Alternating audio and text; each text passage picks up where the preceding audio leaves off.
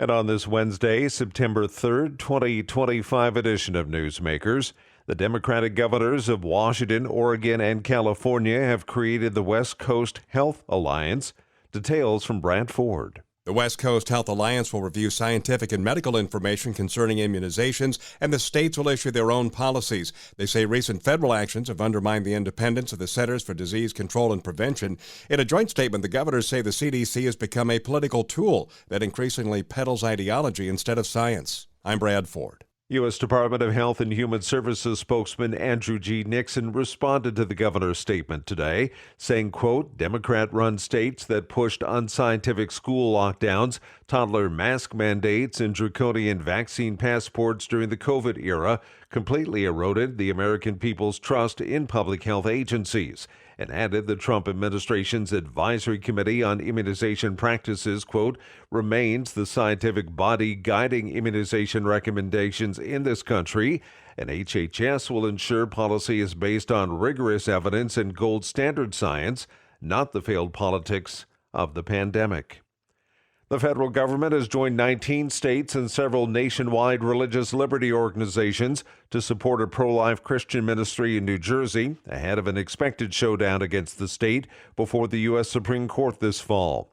The Christian Post reports the United States and the U.S. Chamber of Commerce joined an amicus brief led by Missouri in the case First Choice Women's Resource Centers versus Platkin, which centers on an investigation by New Jersey Attorney General Matthew Platkin into First Choice.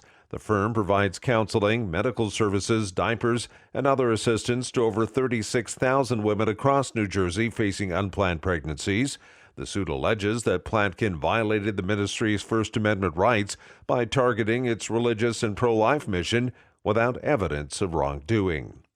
The United Arab Emirates warned today that any Israeli move to annex the West Bank would be a red line, without specifying its possible impact on the landmark normalization accord between the two countries.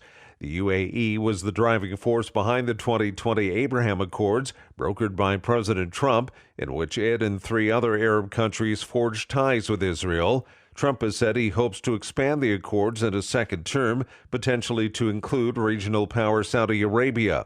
Israel captured the West Bank, East Jerusalem, and the Gaza Strip in the 1967 Mideast War. The Palestinians want all 3 territories to form their future state.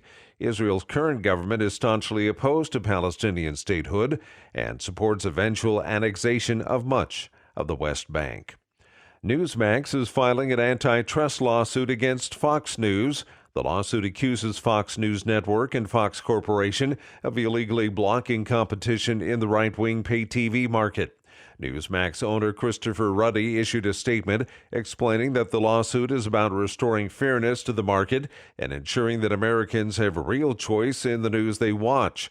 The news channel is seeking monetary damages and wants the court to restrict Fox from maintaining its allegedly exclusionary contracts and monopolistic practices.